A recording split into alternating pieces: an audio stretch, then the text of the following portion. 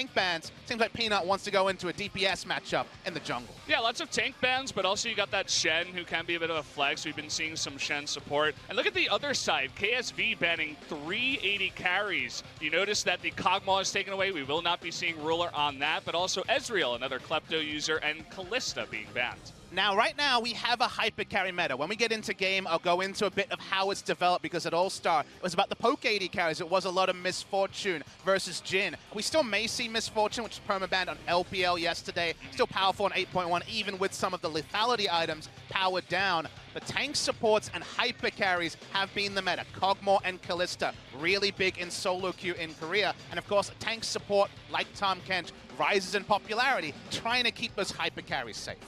Yeah, may disencourage a pick like Alistar or Leona that would want to dive on in, because Tahm Kench will help out with saving those 80 carries. We were talking about a lot of 80 carries. We got Varus picked up here first for KSV. Wants to pick that up before anything else gets banned.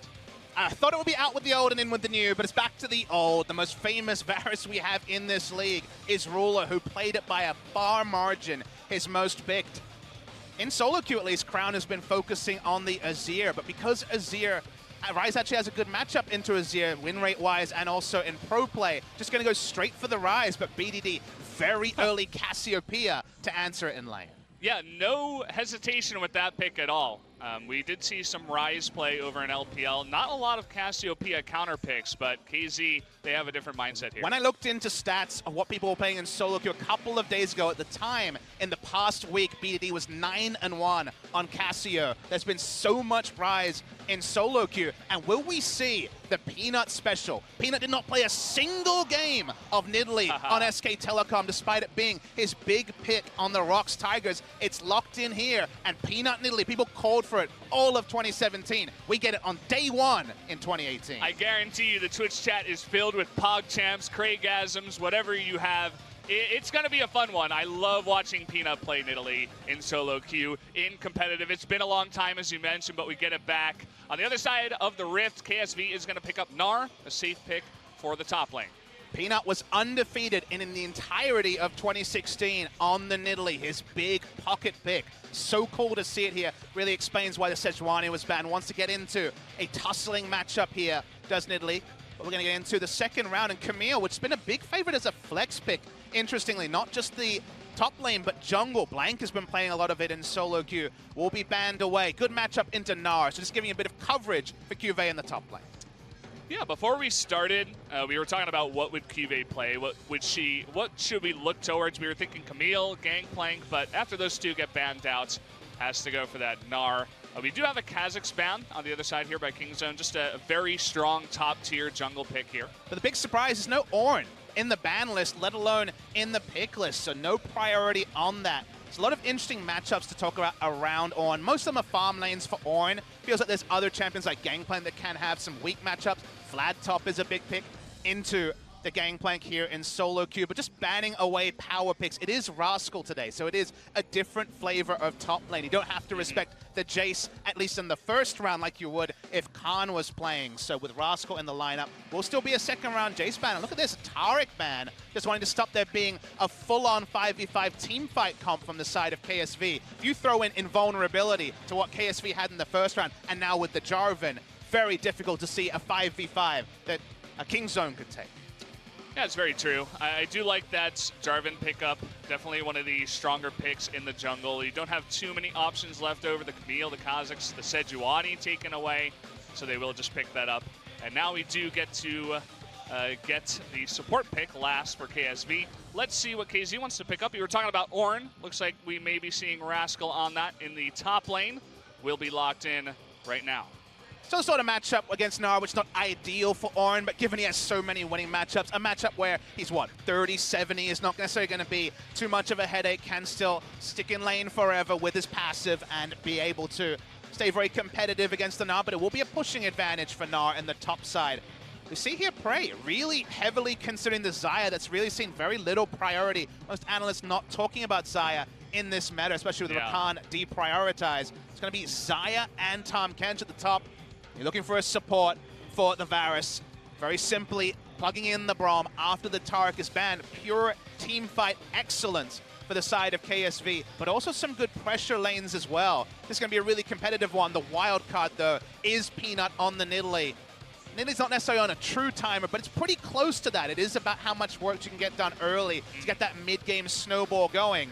Peanut on the Nidalee. Didn't think I'd see it here today, but I'm so ecstatic for it. It's a good surprise for us here to go into game number 1, into day number 1 of LCK 2018. Unfortunately for you bloodthirsty supports out there, not really going to be as surprising or exciting for you, but you can look towards the other lanes. The Tahm Kench versus Braum matchup, not one of my favorites, Papa.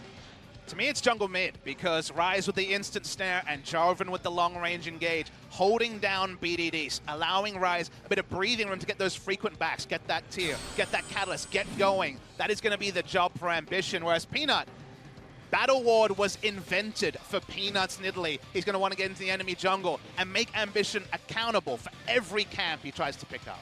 Yeah, I wouldn't be surprised if he comes into game number 1 knowing Peanut's personality and his playstyle, just trying to get right in the face of Samsung. He wants revenge for his previous team of SKT, but also for King's own DragonX, who did get taken out by former Samsung here in KSV. So you guys did take one last look at the compositions here.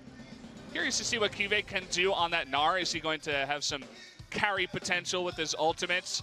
He did become one of these bigger picks in the top lane, one of these bigger players that everybody is talking about.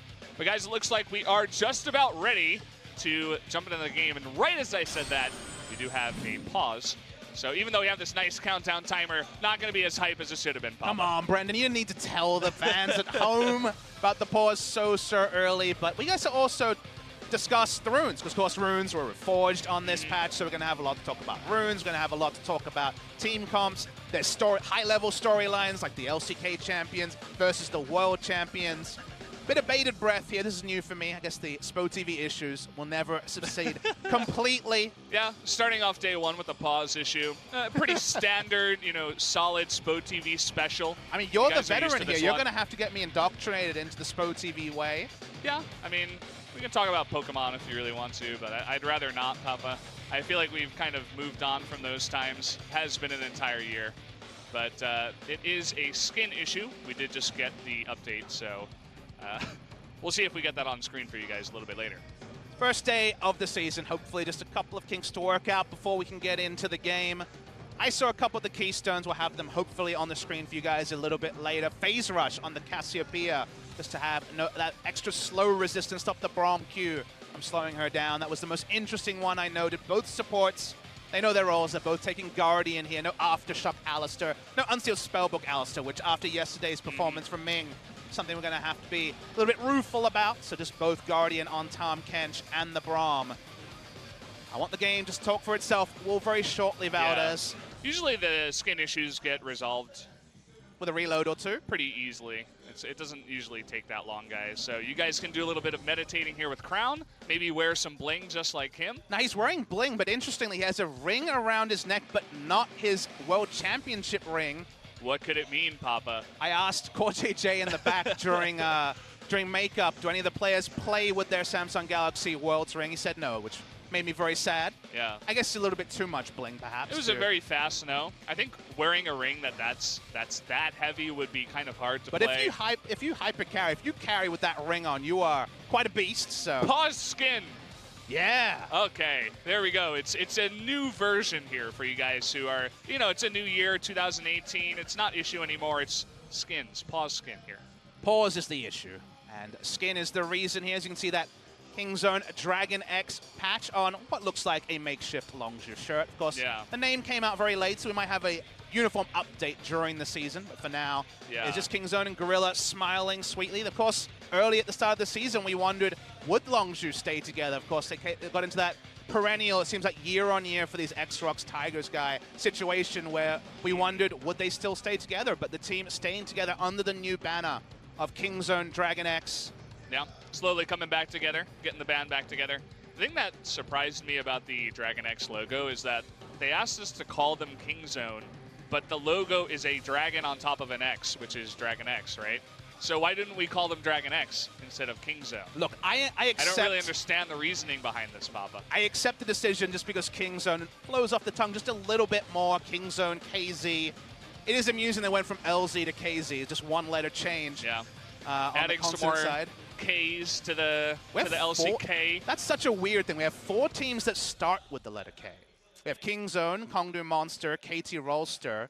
That's already 3. And KSV, of course, their opponents today. So a lot of K teams going on over there. Yeah, we are in Korea. That's the true. K nation. So there you go. It does make sense. They are just picking their champions once again. Yeah, we have the production monitor here showing us through. They're going to speed through pick and ban again. And while you guys watch Ruler adjusting himself, MVP of World Finals there in Ruler, hopefully very soon we'll be able to get into the action for what should be an epic season. The sort of season where in an interview I gave KT the slight nod in terms of favorites, but there are teams coming up like Afrika and BBQ both reinvigorating their rosters and potentially having a lot to show. You have SKT as, for once, a wild card. You know, the perennial top 2 team. Okay, kept Faker, Bang & Wolf still in the bot lane. Other positions, a bit of a question mark. Just their synergy and how they will take a evolving meta. Also a bit of a question mark for SKT. Now, SKT usually triumphantly answer the question marks with results, and that may still be what happens here in spring 2018, but questions for them and just optimism for so many squads here means it could be our most competitive season yet. It definitely feels that way. I think there are a lot of teams that you mentioned, like Afrika and BBQ, that are real wild cards, right? They're not guys like MVP and LCK Spring where they're like, okay, they just barely made it, but it seems like they're an obvious step down. Now it's like, yeah, Afrika definitely could take games off of these teams and even in the playoffs win against them. Teams like BBQ, you don't really know what they're going to be like. I feel like we have a good idea of what KSV is going to be like. Obviously, same players, but can they keep their form together? Everybody was watching Crown's video where he was like, I practice every day, 14 hours a day. This is my life. I won a world championship, and he got it now. But is he going to be able to keep up that passion into the following years? Is he going to be like, okay, I got my championship, now I want the second one and a third one? Is ambition going to be up to form? You know, he's getting older. Everybody talks about his age. He performed last year. What about 2018, et cetera, et cetera? I mean, preseason expectations are always so tantalizing because all we can look at is the little snippets that come out about scrims, about the rosters on paper, and make our judgments. Why people look at my prediction as SKT, and the SKT fans will still be vigilant. They'll still feel confident their team can come through. Words are cheap. The talk is done on the Rift, and that's why it's so exciting to see what everyone makes of this new meta, of the runes that are reforged, of all the peculiarities of 8.1, which we are going to be on again today. So every region starting on 8.1 on the Season 8 patch. 2018 League of Legends. We got a taster yesterday with the LPL starting, all the glitz and glamour of being in the studio in Shanghai. Now we're here in Gangnam. Now we're here for the LCK. I'm so excited to see the Korean interpretation of another great year of action. Whoa. Not to cut you off, but he actually has more bling on his wrist. I don't know if you guys caught that. He's got 2 bracelets on. Not to forget the earring that he had on the left ear, covered now by his headset. But is he wearing a stopwatch? We don't have the answer to that yet, Brendan. Well, I think 100%. Yeah, he's on Rise. He's definitely running a stopwatch. Not just him, too. I wouldn't be surprised if a lot of these guys were running stopwatch, at least 2 or 3 for KSV. Korean innovation is going to be the stopwatch counter because it feels like the stopwatch meta is certainly in full display. We'll be able to confirm that, too. I hear the game's ready, Brendan. Guys, it is starting. The game is done. The pause is over. The countdown has started. KSV versus KZ in your first game of the 2018 LCK.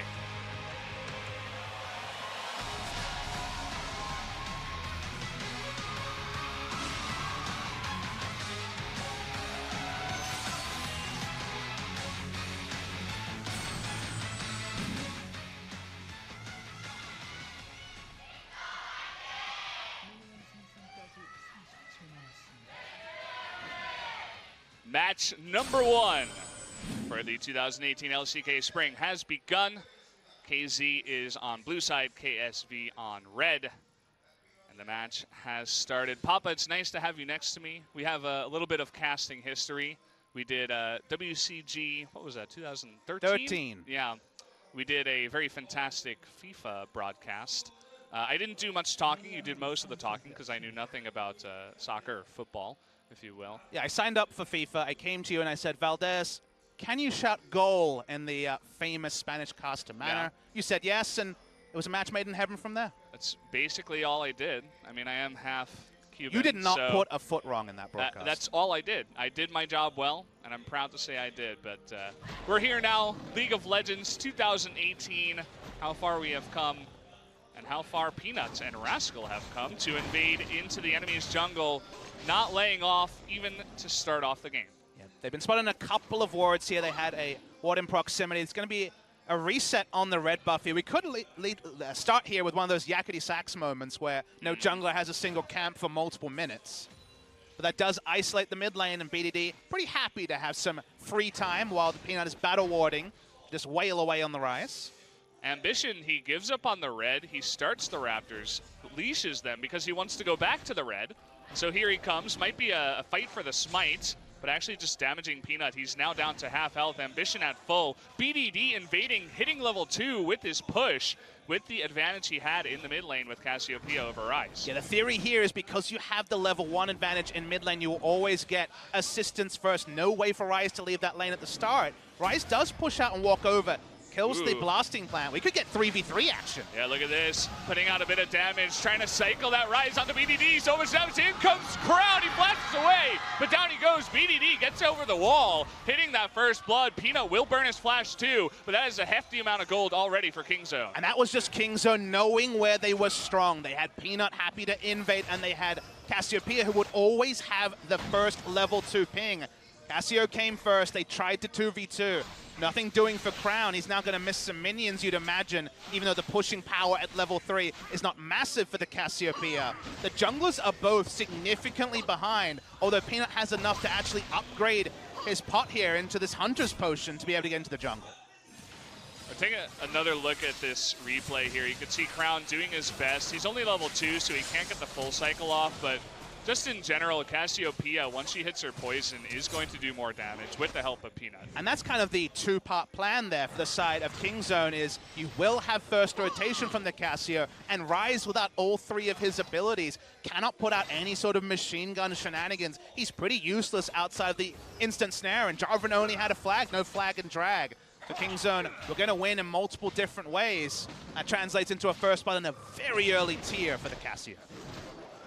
Yeah, she is sitting pretty, BDD, on the lips of many fans and analysts out there, just fans of League of Legends, saying that he may be the new star, superstar coming in.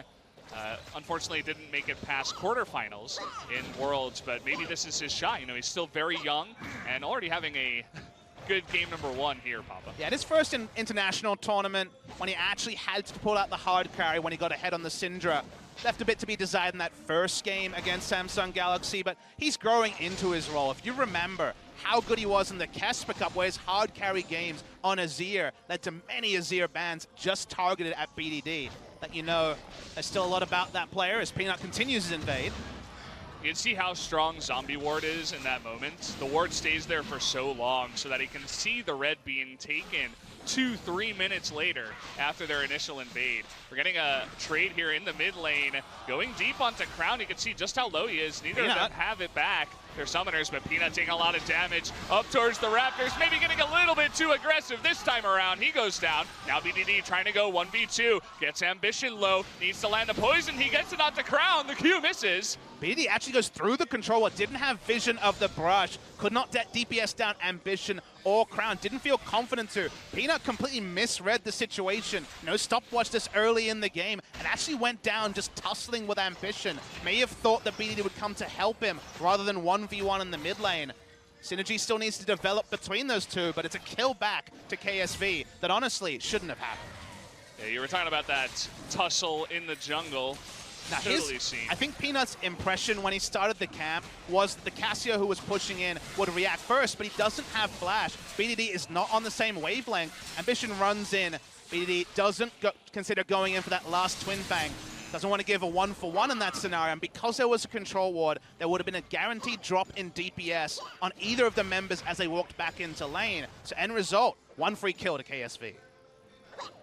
Hey, you were talking about the synergy. It is day number 1, match number 1 in this best of 3. I'm sure these guys will get on top of it in the future. Maybe this is Peanut, you know, being unleashed a little bit as well, just going a little bit too aggressive on that Nidalee against the Jarvan. He has his flag and drag now, was able to secure that kill. So taking a look at some runes, you can see what Rascal is running on Ornn. Pretty impressive. Yeah, Futures Market there. The Biscuiteer, he just wants to get through a tough lane. The Unsealed Spellbook and not being grasped is because he's in a melee versus range matchup. Doesn't mean he's going to get a lot of grasp procs. Does mean that, of course, he can teleport plenty of times once he gets there. He has Ignite for laning phase, just if Peanut comes to gank top lane through the ultimate, say, at level 6. And just for lane control in general, having Ignite makes people second-guess things like turret dives, so he's pretty happy in this scenario. Yeah, he also has the minion desynthesizer, I think it's called. The one that kills the minion and it gives you extra damage against. It gives you a little bit of a push. We haven't been too impressed by that, but we've been seeing some of these top laners take it, perhaps for some extra pushing power. We saw Vlad taking it over in LPL the other day. We haven't been watching the bot lane at all, but we should talk about the fact that it is the Quadra Relic Shield start by both AD carries and supports. I'm sure a lot of people at home, especially if they haven't been following the Korean scene, are thinking, why AD carries picking up support items? How is this happening again? But the big takeaway is you think back to last time we saw competitive league, as a nice little trade happens here in Prey and Ruler, is that when it was the All-Star meta, it was about poke AD carries. It was all about double comet, some summoner area, and just poking people down. You couldn't run hyper carries or tank supports because you couldn't even lane against them. I'll hold the point for now as Peanut considering his options in top. Okay, going to look to land this Ornn ultimate, knocks him up, in comes the spear, hops over Rascal into the flash, but now he is ignited and knocked up by the Ornn. Down he will go. No hope for him as Ambition was nowhere to be found, coming in a little bit too late to help out QV. And credit to Rascal, he was very on point with his skills. Difficult to hit QV with flash up his mid lane. Oh, there you go, getting hit in the face by that Cassiopeia ultimate. In comes Peanut, trying to realm warp away. Not sure if necessary, but he does get out safely anyway. Yeah, Crown didn't have stopwatch to go for the stopwatch ultimate play there, so no ability for him to actually get out the get out of jail free card as Ambition and Peanut once again tete-a-tete. Peanut is just not letting up, man. This is the battle war start. He actually got with the auto attack. Oh, Ambition will be tilted about that one. Not a feel-good moment for Ambition or KSV in that small play, but nice bit of gold going over to Peanut. He was almost out of mana, and he's still going in there challenging Ambition. So just to finish the point on the bot lane, it was, I believe, Kramer once again. He was the first person to do a Relic Shield and Pro Play on Twitch.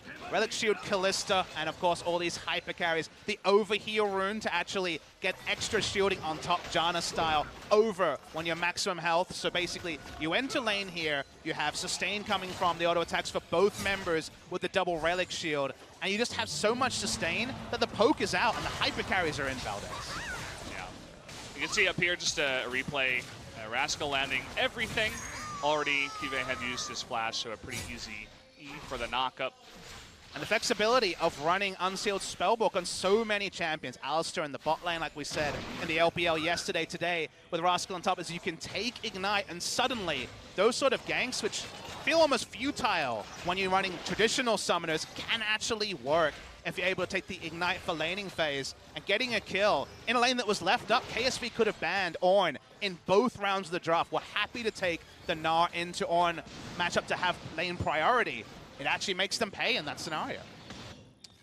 It's kind of interesting to see the evolution of Ornn. Everybody talks about how he has pretty much no counters, but now he can take Ignite in the top lane, and considering how much CC he has, if there's any DPS from the jungle, you're in danger of being ganked at any time and dying against this tank in the top lane. So see if some nerfs come out in the future, Unsealed Spellbook, or perhaps Ornn. I think both. Right now he's pretty strong. I think both. Valdez is a pretty confident bet when it comes to Ornn and also the Unsealed Spellbook rune. Maybe looking at the Summoner CDR. Obviously the flexibility is the main reason you take the rune, but the CDR kind of pushes it over the edge. Ornn just doesn't have bad matchups. He gets the teleport advantage because he doesn't have to back as often, can just incrementally pick up cloth armors aplenty in matchups against the Gnar. And then he's an ultimate initiator with his ult as well. So he has everything going for him. and that means it's so hard to look past him. It was a surprise to see him in the second round of picks, let alone his first pick in this game. Yeah, you were talking about all that cloth armor. It doesn't only help against Cuvée, but the ganks from Jarvan, who tries to come in, only completing his jungle item. Now, Rascal is pretty low. In comes the flag and drag into the Cataclysm, knocked up by the Gnar, and, well, I'm sorry, buddy, that's just way too much CC. Down goes Rascal. A nice follow-up gank there by Ambition. Yeah, very nice timing. Rascal's flash was about 15 seconds away, so even had the correct timing through the Summoner Spell CDR of the Unsealed Spellbook. That was 5 seconds later. If the calculation was off, he would have been able to flash away. So nice timing there. Good synergy between Ambition and Cuvée. Here we go again. These guys with the non-stop action landing that misses the Q. The flash over the Q, but BDD is too low. Tom Kent comes in, but he might be a little bit too late. Ignite comes in. Peanut for the flash, but the shield comes in, and in comes Ambition. Peanut will be saved, but Crown with the last-second shield saves his own life and gets away with the kill. Crown's dance moves were insane in that play, Valdez. He should have died multiple different times. The one Q missing from Cassiopeia really stopped BDD, even with Flash not able to get through it. Bot lane Prey doing some damage to Ruler. CoreJJ's here. Oh boy, is he gonna get knocked up? There's the Feather Storm, but forces the ult out, does CoreJJ. Nicely done. Spring season MVP was Crown. A lot of people forget that when they remember his struggles in summer. We're back in spring season, and maybe the new king of spring after Dade is Crown, because he was so on point with the Rise. Can't wait for them to roll the replay. Even Nidalee coming in with a 200 health Rise to kill. Couldn't pull it off. We're going to see the replay here. So BDD, second time in a row that he actually hits the ultimate. So you might think, okay, finger waggle at Crown at the start here. That's a lot of damage in, but missing the Q there. Flashes away from Rise's Q, falls low, no way, tanking the minion wave, and the damage gonna get out. So Crown flashes away from the Q, gets through, and then Nidalee with a second flash here, can't make it out. In fact, would have been the second death for Peanut, if not for Gorilla with the W there. So that was a sick series of plays from Crown in particular.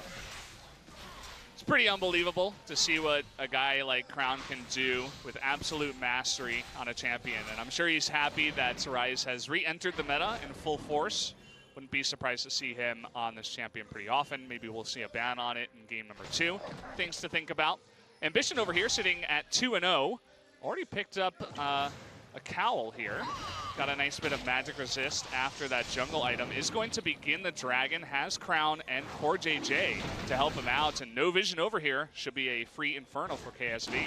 Really big first purchase for Ruler. All the action was happening away from the bot lane. And being able to rush a Ginsu Rageblade without there being any downside to it. Staying equal in CS, going for this item that has a very expensive recipe. You buy a blasting wand. It never feels good to be building that Ginsu Rageblade. There being action everywhere except bot also suits KSV as well. So in terms of itemization and also just the flow with the Infernal Drake coming in, everything working for KSV. Looking pretty good so far. This is a top lane that we actually can look at and have a bit of action, especially with the 2 aggressive junglers we have on the map. We'll see if Rascal gets himself in some more trouble a little bit later on. We're finally getting a look down here in the bottom lane. Not too much action with the 4 relic shields. Even a bit of trading is just going to be trading shields with that over here. Yeah, standing DPS fight, because the Rageblade is being complete, Prey has, that building block item at the moment in the Essence Reaver. It will be actually advantage Ruler in these trades, so that's why being zoned off the bot lane wave. Also, both control wards for KSV are down on the bot side, so they control the bot side river as well. They're even expanding their vision to the top side. Against Nidalee, you usually see a situation where there's a big river vision advantage for the Nidalee team because of that ability to battle ward. Now Nidalee has to stay in her own jungle. The hope of a battle ward is gone for now because they're losing the 2v2. They're losing the skirmishes that you pick Nidalee to win. I think the top number is time spent near a lane.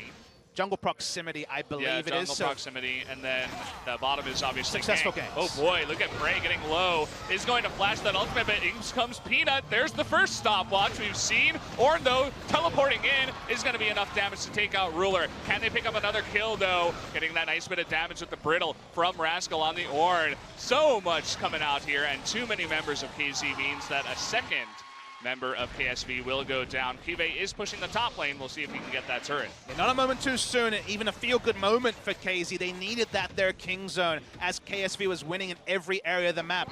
The price will be pretty significant. They lose first turret in the top. They will also lose eventually the Rift Herald as it'll be taken down. But just extending the laning phase was what KSV wanted. So ending a laning phase somewhere from a King Zone perspective means a longer lane, means somewhere that Nidalee can look to return to, means they can dart out of lane, put down some aggressive vision if you're Gorilla, and have a side to play around. 50-50 vision is what King Zone was dreading. So actually being able to open up vision somewhere, it's a pretty severe cost, but the alternative was probably an inevitable loss for the side of King Zone. Yeah, it's good to see them being active. We're going to take a look at the replay. Prey just getting way too low to start it off. Not really a factor in this fight. You see why Braum was quite a happy choice here. Can just interrupt the ultimate there from the Orin. Didn't matter in the end. They had 4 members. They were able to chase him down, but that interaction will be important when it comes to initiation in future fights for JJ. Extended going down, but when it comes to map objectives, KSV still came out ahead. Yeah. Prey wasn't the one doing too much damage, but he did bait them in, so nicely done there, at least. BDD sitting at 1-1, as is the Rise. Rise finishing his Abyssal Mask. Not going to be taking too much damage from that Cassiopeia a little bit later on. It's kind of crazy where Rise can get in the later game. That sustained DPS, but also the tankiness is going to be pretty out of control. But here we go. Rascal trying to knock up Crown. It is going to be enough to get that knock up. Once they get the second one, everything. There comes BDD.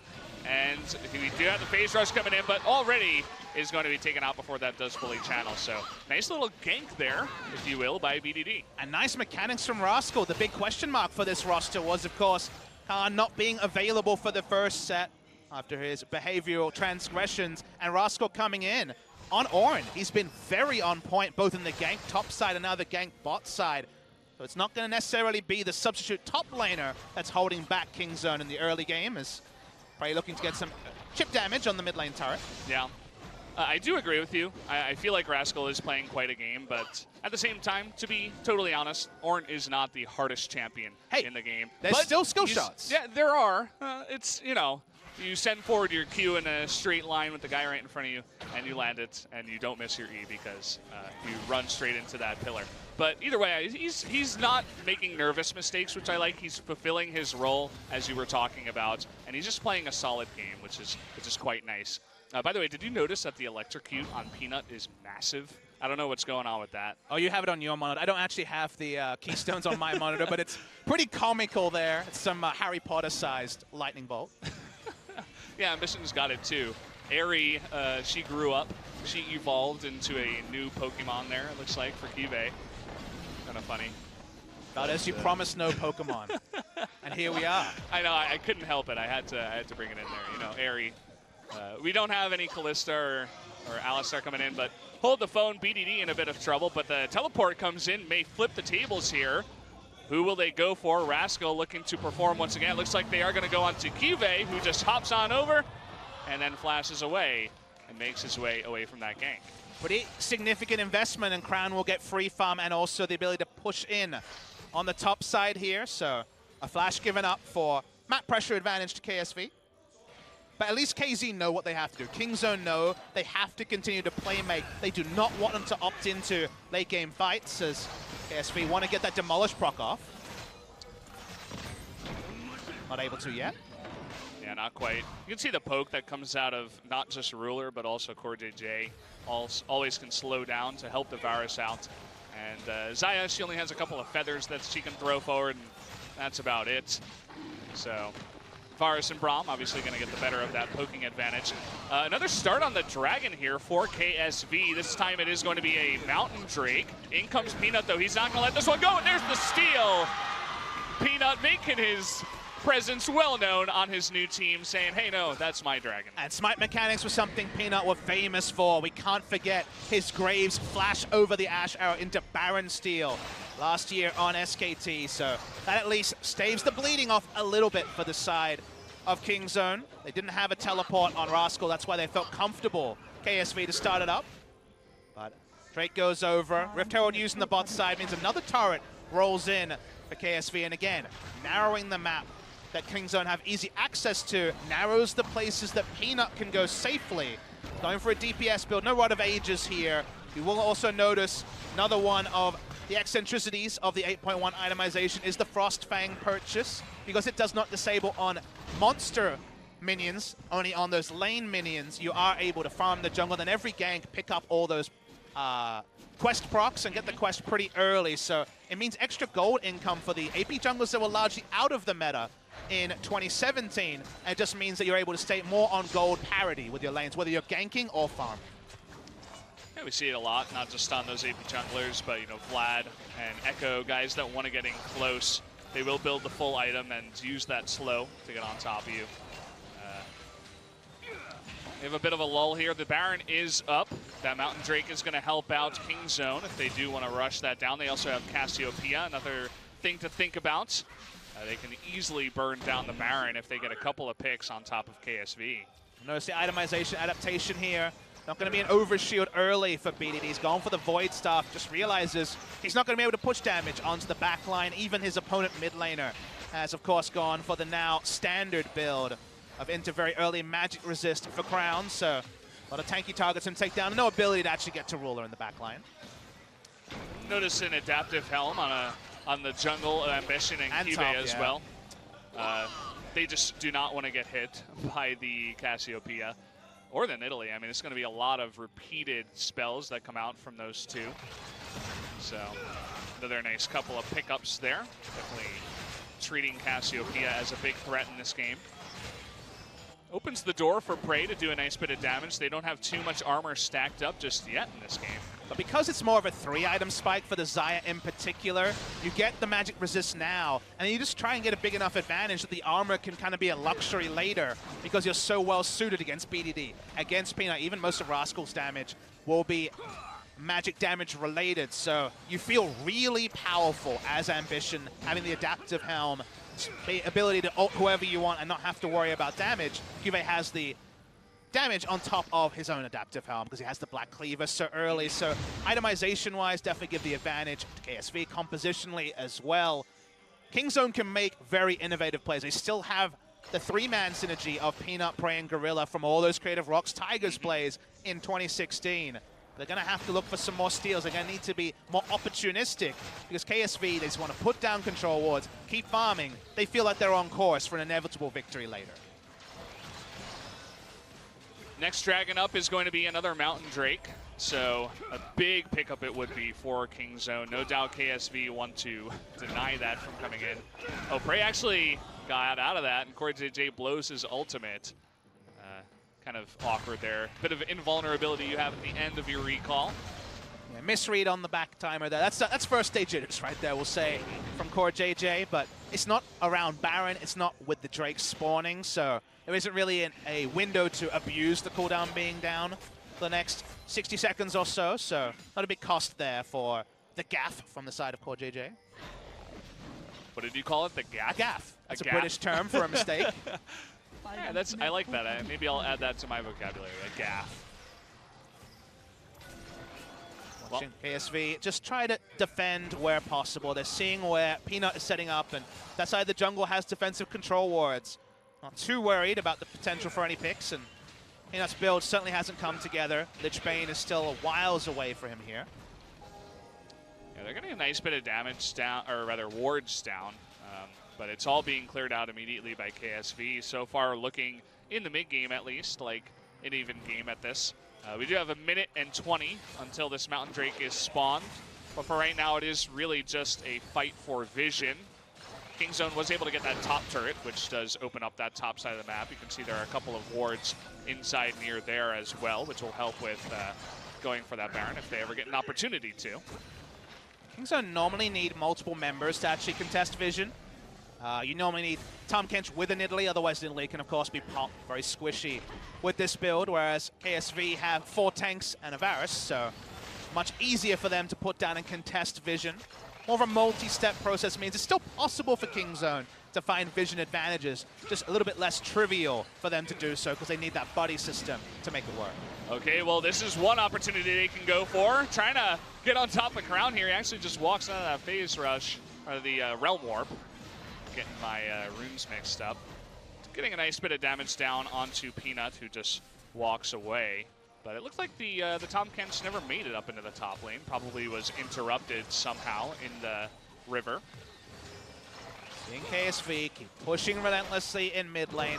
Set up the cross map. They know that Rise can't get to mid lane anytime soon. Doesn't have teleport, of course. Doesn't have Realm Warp either. That's why we're going to see an attempt at a rotation here. They're actually jumping onto the Mountain Drake just spawning, but KSV will at least put multiple members around Baron. That means that Peanut can't join them on the bot side of the map. You can see Peanut's a bit low, not just on health, but mana. And, okay, trying to get on top of Prey here, but they do lock down Crown, who is forced to burn his flash to get away. But as you did mention, they're taking away that Mountain Drake of bigger importance at this moment in time. But as I do say that, Peanut might get in here in time. 2 for 2. Walks on in. They're going to block him into the wall, and down he does go. Misses the smite. And so Peanut not able to make it happen this time around. That's going to be the Mountain Drake at least here for KSV. Nard the Drake to death there. DeCuve doesn't have that ability now, and of course is exhausted as well. First movement to the Drake was Kingzone's, and they had to back away because KSV had those members around Baron, like we mentioned. So KSV just walked up, down the front door, took down that objective, and only a single Mountain Drake to speak of. A small gold lead here, but because of the compositional advantage in team fights for KSV, nothing to worry about for the side of KSV. Yeah, they're sitting pretty. You know, like the old Samsung would just kind of sit and wait and farm up. They would get behind, but they would always play for that later game. The hyper carries back in that meta. It's kind of what we're seeing here. You know, Ruler just farming up, Rise getting into that later game. Already on 3 items here. Picking up that Seraph's Embrace now. Going to be even harder to kill. Gnar, he's going to be doing his job, adding a little bit more armor this time around, and so that means that Xayah going to be doing a lot less damage to him if he is in the front line. Ooh. Not the steal he wanted, but at least getting a bit of vision there is Peanut. And to me, the Nidalee pick, this is the part of the game where you look at it and you think, okay, with the magic resist stacking we knew about, with the team comp of 4 tanks, how will the Nidalee ever do relevant damage? Even proccing the Lichbane is difficult. Won't be getting into Cougar form with any reliability. And it feels kind of like quasi-Ardent Sensor meta here. Feels like comfort for Ruler in particular. There's going to be 4 beefy CC tanks. And for him to free auto in, and he's got the on-hit build, 3 items strong, very, very powerful. Buffs up his allies' damage with things like the Wit's End. It's looking so comfortable for KSV, and that's why they're just happy to extend the game, and we see Kingzone trying to fish for things, but they just get more and more unlikely as the minutes tick on. You were talking about Nidalee's damage, and she landed an almost max-range spear onto Crown, and he just had his shields taken away, and that was it. So you can expect some more of that as the game continues on, as Rise gets even stronger. And not too impressive so far out of this Nidalee. Had some early game shenanigans, but that's about it. Has a nice bit of healing, I suppose, with that extra AP, but kind of a support jungler at this point. There's not as many ways for Kingzone to play the map either because of the semi-global there for Rise. They can play 3 lanes more cleanly than Kingzone can. They're 1 teleport down in that particular regard. So game has hit a stalemate, but you can see KSV keep thinking about their options. They want to get some deep vision down for the Gnar to come around, and although Peanut will push up, it's just contest vision, no more. Yeah, it's a bit of chip damage. You can see the Lig actually missing Ambition, but look at that. Ambition is out, and Crown, he gets caught over there. No way to get out of this one. 4-on-1, and even Prey was coming over, so Crown getting caught. This could definitely open up the map here for Kingzone. And they didn't have the deep visions. They didn't see the rest of Kingzone was pincering Crown away. KSV's trying to play cute, but no ability to actually evacuate Crown. No Zhonya's complete at this point in the game, either for Zhonya's part. I think it's time for Kingzone to try to rush down this Baron. They're going to go for it. Or they're at least going to stick around the Baron, deny as much vision as possible, maybe bait Ambition in. Nice control ward there by KSV. Keeps the front line vision alive, but it is going to be taken out now by Gorilla. And immediately it starts. Double control ward in the pit. They are going to come off of that Baron, try to go for a pick. They do have the Ornn ultimate back, but it is blocked by CoreJJ, but he's slowed by the poison. Featherstorm coming in, not going to lock anyone down. You can notice the Varus ultimate keeping everybody from Kingzone back. Here comes KSV, he's about to go Gnar form. Will he come on out? Not able to get any picks here. We'll just throw some stones, and that's about it. It's the problem for Kingzone is the only force they have is the ultimate that's so easily answered by Braum when Unbreakable is up. So even in a 5v4 scenario, KSV made the percentage play. They saw that Peanut had no mana. They didn't think they would start the Baron. They were waiting for the turn. The turn was failed, and you do the math, Valdez. They went down 4v5, and yet they still took a turret to nothing for the side of Kingzone. Very patient play. They didn't get out of hand. They didn't rush into the Baron pit. Just baited out a bunch of abilities and blocked them with their Braum and all their shields. I mean, at this level of play, you just look at the enemy team and you're like, how fast do they do Baron? Can they turn? In terms of the speed, pretty quickly. Yeah, they can. They do have that Cassiopeia. The ult is going to hit Ambition in the front, who is getting quite low. They take him down. That's going to be a big pick. Xayah able to get the pick. Peanut will take that Baron. KSV lands a nice ultimate onto 4. Lots of low members of Kingzone. Another blocked or an ultimate. Crown, though, forced to flash away. Ruler. Can they get any more of these members? Peanut might go down on the right. Down he goes. Gorilla now trying to get away with BDD. They want to get these 2 kills. The members that have the Baron, they are going to get BDD. And Gorilla on the run, not looking lucky for him tonight. As a couple more damage that comes out from these 2 members will do it. Triple kill for Gnar, and KSV is going to ace Kingzone after they take the Baron. Kingzone did the only thing they could. They saw Varus was out of position. They said, this is the only time we'll actually be able to take the Baron. It won't be a 5v5. Unfortunately, they kill the Jarvan. They get the advantage. They get the buff, but it doesn't count for anything, Valdez, because the cleanup from KSV's teamfight comp was immense. We see the replay here. Note that Varus is coming from base. He cannot get there. They take out Ambition first. You say, okay, it's a masterstroke. Kingzone is back into the game, but they can take poke damage forever, KSV. They are so tanky, and they cannot get any damage onto ground. He's free hitting. Ruler shows up late. The tanks are still healthy, and if you got healthy tanks, Ruler will blow you away. It's pretty unbelievable just what Crown can do as well. He flashed the poison of Cassiopeia, and after that, it was all just tail between your legs, trying to run away as fast as possible for KZ. They just wanted out of that fight, and well, your prediction, Papa, is coming true. KSV's later game composition is beginning to smash Kingzone here. They were able to take an extra turret in the mid lane. Did not get the Baron, unfortunately, which keeps things a little bit closer for Kingzone. But KSV is still sitting pretty. Does mean that multi-year win rate on Nidalee looking more and more likely not come to be here. No extension of that big winning run on Nidalee for Peanut as the game is currently poised. It's been well answered here as, well, they're looking for another opportunistic pick. They get KSV. Okay, nicely done by Rascal. He lands another ultimate onto KSV. It doesn't matter how angry you get as Gnar, 1v4 is not going to happen. And so they do get another pick using that Tom Kench very aggressively. But what can they do with it? It's just some kill gold. Maybe they can push the top lane, but that's about it at this point. I mean, they're great picks from Kingzone, and it's the sort of thing you can point to KSV and say this is the 3rd to 4th time they've been caught unawares. So the map play here from KSV's left a bit to be desired, even if the scaling and team fight can certainly be cemented. First time Peanut's been in the enemy jungle for a long time here as they're trying to push up in the top side. I thought he actually got that, but it was the gold from his Frostfang. Okay, trying to do a little bit of poking here with that 5v4 advantage. They got Rascal in the bush and no vision for KSV, but this time KSV respecting the vision. They have this control ward over here, will be taken out. But just time wasted for KZ in the jungle. They are able to get this mid lane pushed in though. Should be another mid turret. Here comes Ambition, will only pick up Rascal, but that's 5 members in the Cataclysm. And so a lot of damage coming out here. Prey in the back getting extremely low. KSV coming in from the side. Ruler just totally left alone. And KZ getting a little bit too aggressive. That's going to be another ace. 5 members of Kingzone getting cleaned up by KSV. Might be the end of the game as well. They can move the minion wave closer here to have a couple of minions. You were talking about Crown's bling in the player shots. The bling was all on Ambition. R-ing 5 members, then going golden with the stopwatch. It's going to be game 1 to KSV. It's not about Rascal. It's about how smart KSV drafted. The Nidalee came back for Kingzone. It came back for Peanut. It left something to be desired. 1-0 KSV.